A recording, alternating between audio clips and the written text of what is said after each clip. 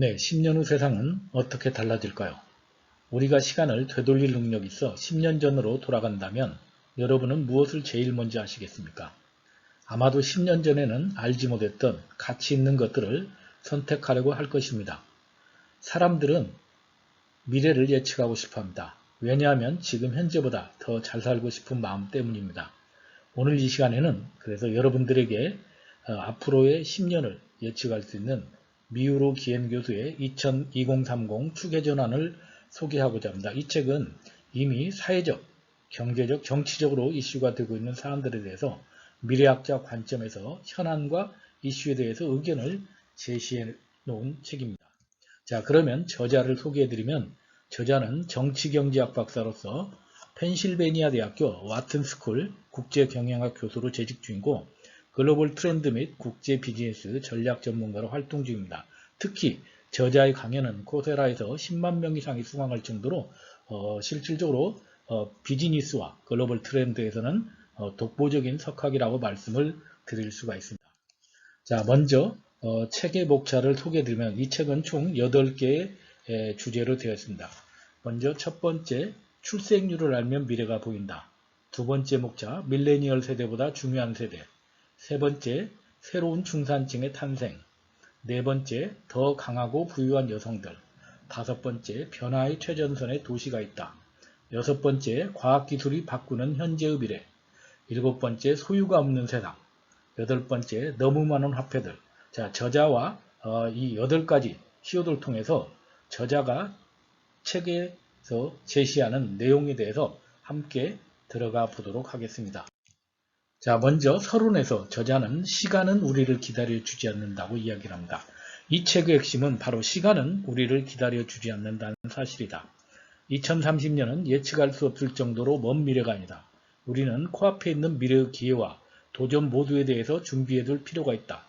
오늘날 우리가 아는 세상은 2030년이 되면 사라지고 사람들은 지난날을 돌아보며 세상이 그렇게 급박하게 돌아갈 때 나는 뭘 하고 있었지라고 자문할 것이다. 자, 저자는 서론에서 이런 이야기를 합니다.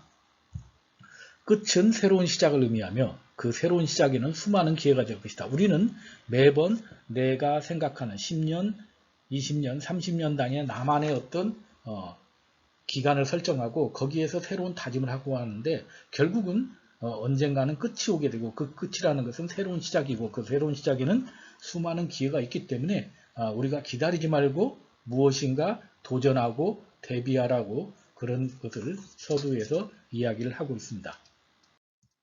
또한 저자는 시간은 우리를 기다려주지 않는다 해서 우리를 둘러싼 8가지 핵심 키워드를 이야기합니다. 그 핵심 키워드를 다시 한번 설명드리면 낮은 출생률, 새로운 시대, 새로운 중산층의 도래, 증가하는 여성의 부, 도시의 성장, 파괴적 기술 혁신, 새로운 소비, 새로운 화폐가 결국 새로운 이슈가 되어서 2030 추계 전환을 이끌 것이라고 하는데 여기서 중요한 것은 각각의 것이 순환적으로 연결이 될 뿐만 아니라 서로 상호 보완적 역할을 하게 됩니다. 예를 들면 낮은 출생률을 통해서 새로운 시대인 MZ세대하고 60 이상 세대가 득세하게 되고 이들은 또 새로운 중산층을 형성하게 되면서 이들의 새로운 중산층을 통해서 증가하는 여성의 부를 통해서 이들이 또 도시의 성장을 이끌게 되고 도시의 성장을 이끌게 되면서 파괴적인 기술 혁신으로 인해서 또 환경의 오염이나 지구온난화 이런 문제들이 발생하게 되고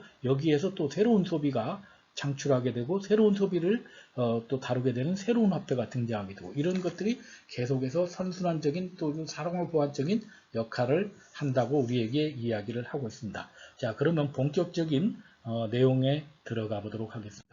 자, 먼저 1장에서는 출생률을 보면 미래가 보인다 이야기를 합니다.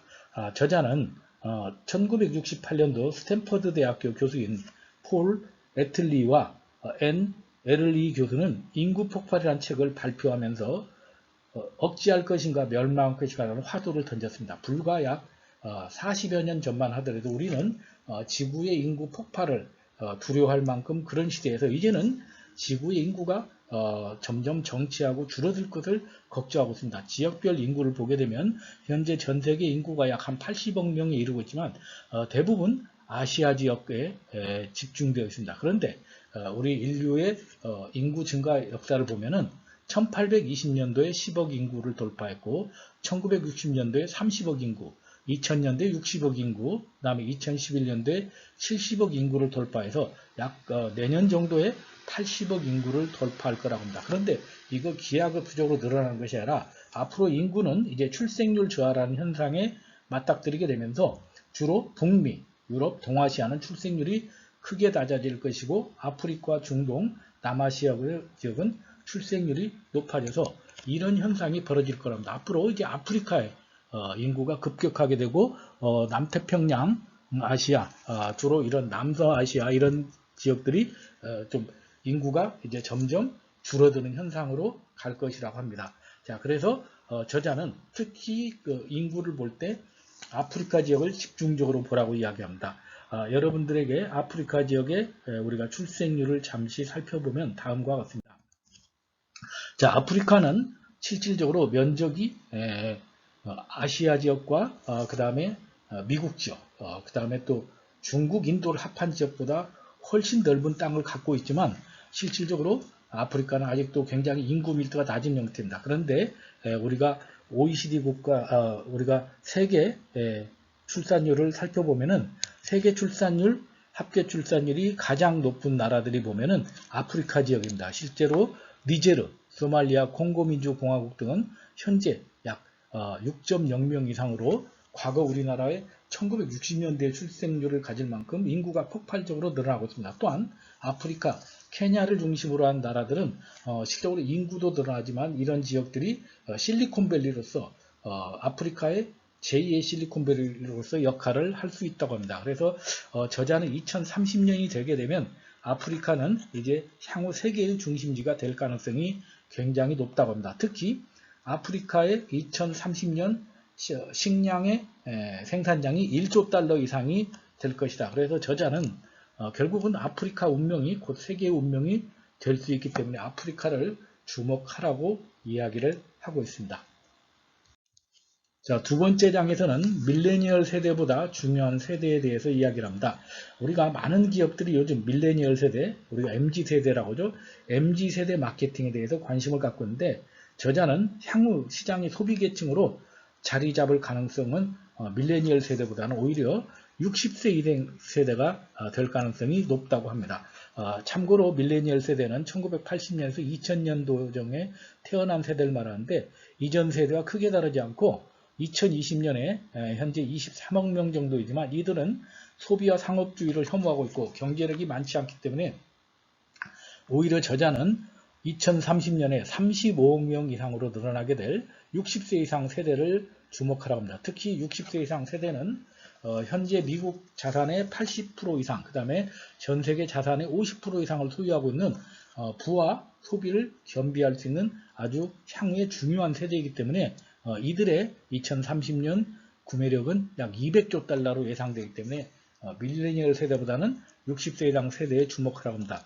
자, 현재 우리가 글로벌 연구기관에서 예측하는 2030년 35억 명 60세 이상 세대의 비율을 보면은 일본이 38%, 독일이 34%, 그다음에 영국이 28%, 미국이 26%, 중국이 25% 될 만큼 주요 선진국들의 핵심 세력들의 상당수가 60세 이상이 차지하게 될 것인데 앞으로 이 시니어 세대를 주목하라고 저자는 이야기를 하고 있습니다. 자, 그러기 위해서는 우리가 노년의 개념을 바꿀 필요가 있다.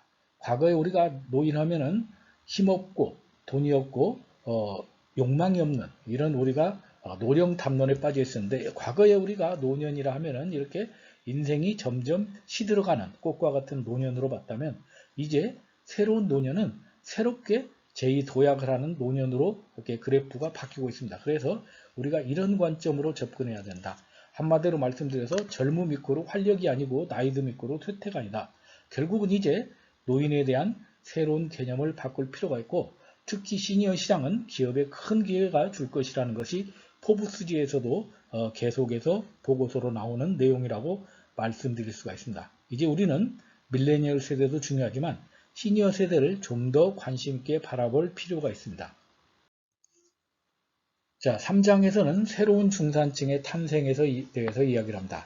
자, 중산층의 탄생에 대해서 가장 관심을 가진 철학자가 바로 아리스토텔레스라고 합니다. 아리스토텔레스는 가장 완벽한 정치적 공동체는 중산층이 지배하고 수적으로도 상류층과 하류층을 압도하기 때문에 중산층을 잘 관리할 필요가 있다고 이야기합니다. 그러면 중산층이 왜 중요하냐? 바로 중산층은 어떤 선진국도 중산층이 소비하지 않으면 경제를 유지할 수 없고, 이런 중산층 소비자들이 소비를 중단하면 경제도 정치도 끝장일 뿐만 아니라 향후에는 미국, 유럽, 일본, 한국 이런 곳의 중산층이 소비를 주도했다면 앞으로 중국과 인도, 아프리카의 중산층 소비시장이 계속 성장하고 있다는 것을 주목할 필요가 있다고 저자는 강조하고 있습니다.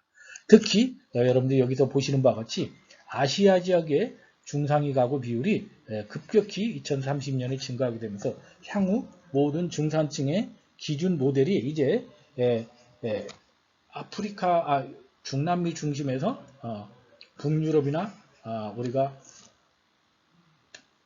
유럽 중심에서 우리가 아시아 중심으로 바뀌어야 된다고 저자는 강조를 하고 있습니다.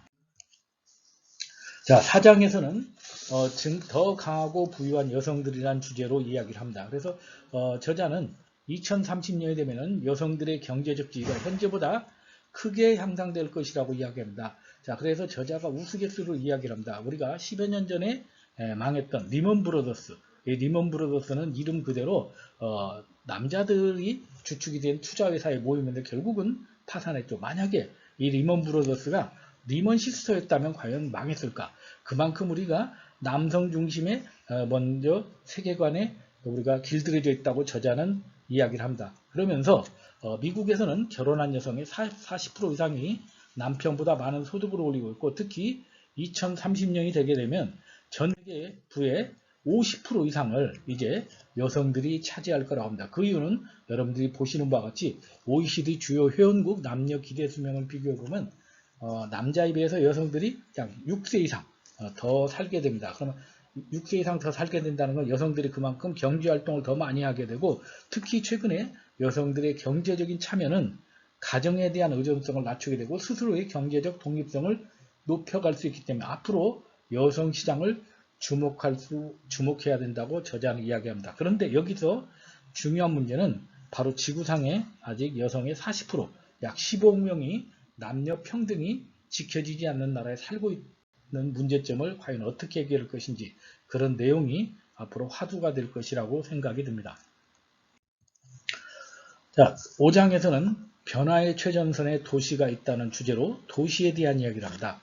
저자는 전 세계 도시 인구 비율을 보면 현재 2018년에 55.3%에서 2030년에 되면 60%로 전 세계 인구 10명 중 6명이 도시에 거주하게 될 것이다. 문제는 도시는 전 세계 인구의 1% 남짓의 면적이지만 문제는 55% 인구가 거주하고 2030년에는 60% 이상이 상회될 것으로 예측된다. 특히 도시는 전 세계 에너지의 75%를 소비하면서 탄소가스 80%를 배출하고 있는 지구온난화의 주범입니다. 문제는 2030년이 되면 인구 100만 이상의 도시가 400개로 늘어나서 이게 메트로폴리탄 도시가 점점 커지게 될 것이다. 문제는 이런 도시들이 늘어나게 되면서 문제는 2030년이 되면서 도시는 다가올 미래의 축소파이 될 것이다. 여기서 말하는 다가올 미래라는 것은 부익부, 빈익빈이 급격하게 격차가 나눠지는 새로운 어떤 양극화 사회가 도시로 이루어지게 돼서 부자들이 모여있는 부유층이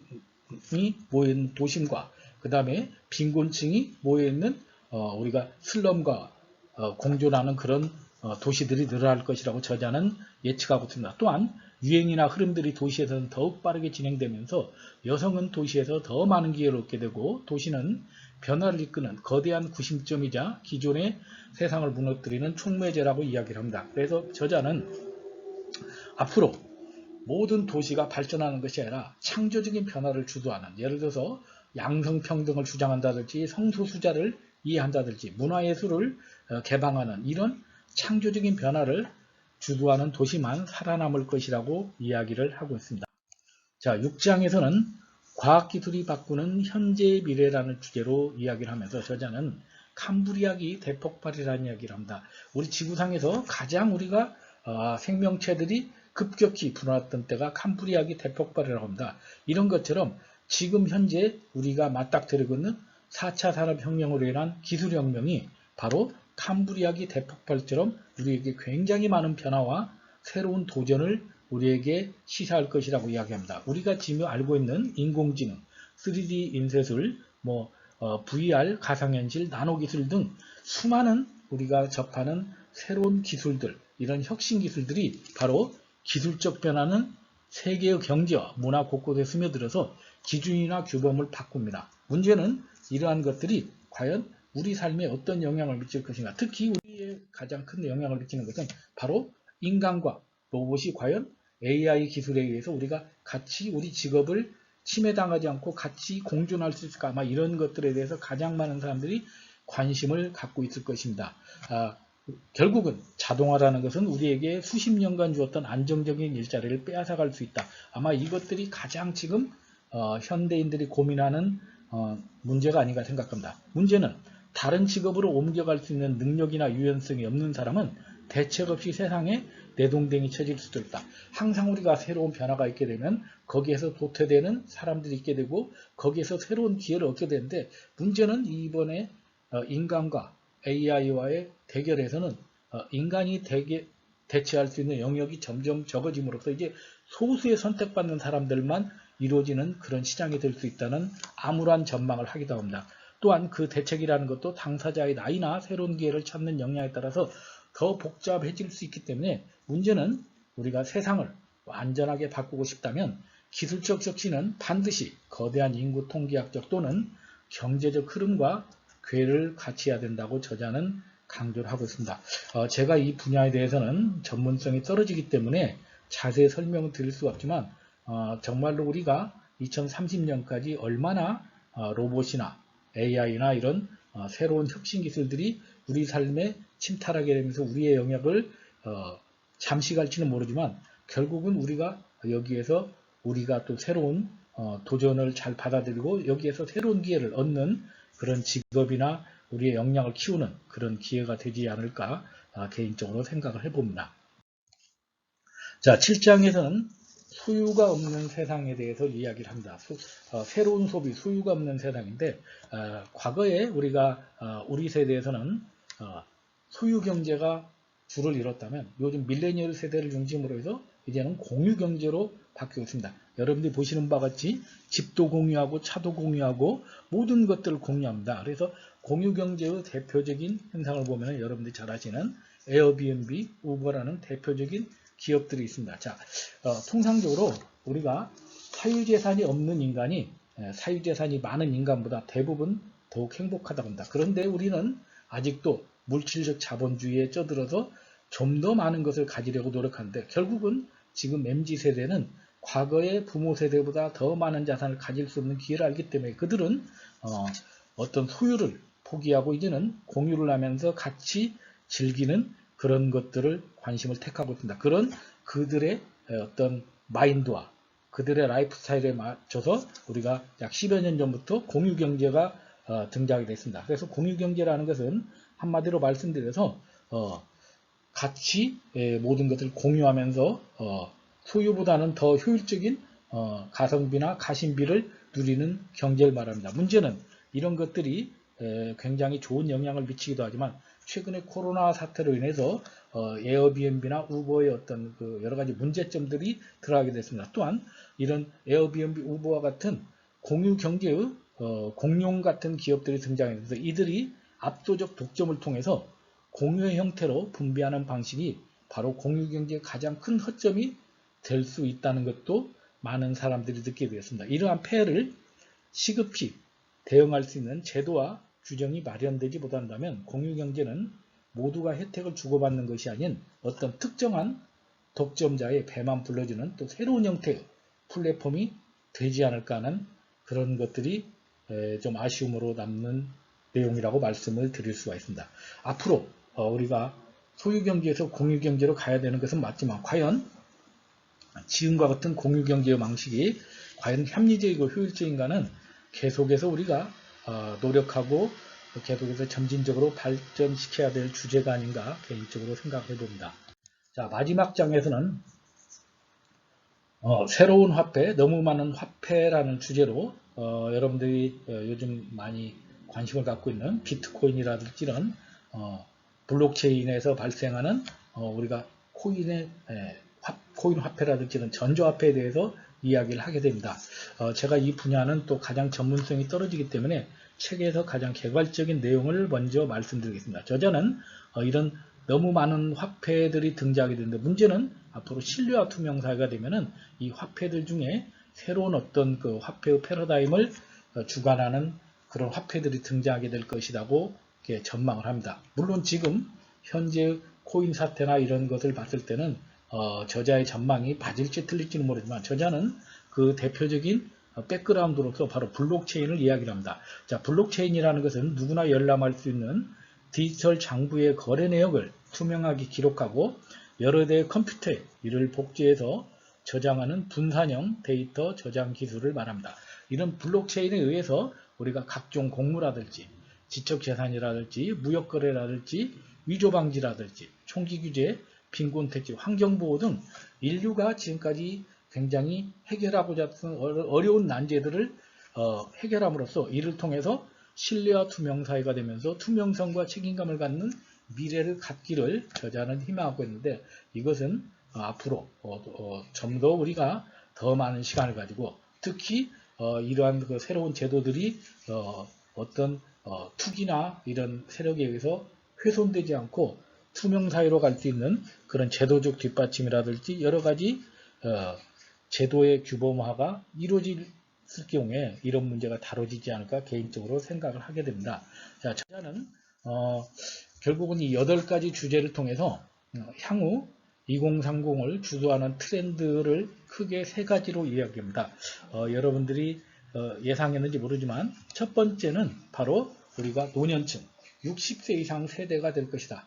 지금까지 우리가 알고 있었던 우리가 MZ세대가 새로운 소비세대가 되는 것이 아니라 저자는 향후 2030년이 되면 35명의 인구로 늘어나게 되고 가장 많은 지구의 자산의 50% 이상을 소유한 시니어 세대, 특히 60세 이상 시대가 앞으로 될 것이라고 하면서 이 시장을 주목하라고 이야기를 합니다.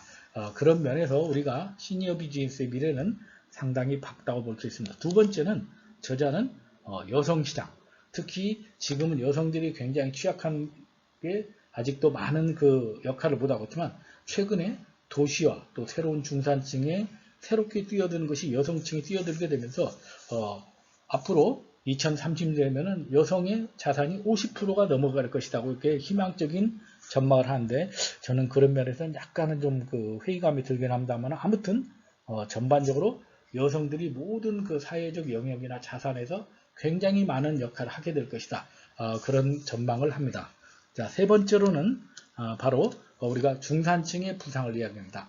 자, 중산층 하게 되면은 우리가 여러 가지 기준이 있습니다만 좀 안타깝게도 우리나라의 중산층 기준은 아파트 30평을 가지고 있고 부채가 없으며 월 소득 500만 원 이상을 우리가 중산층이라고 한다고 합니다.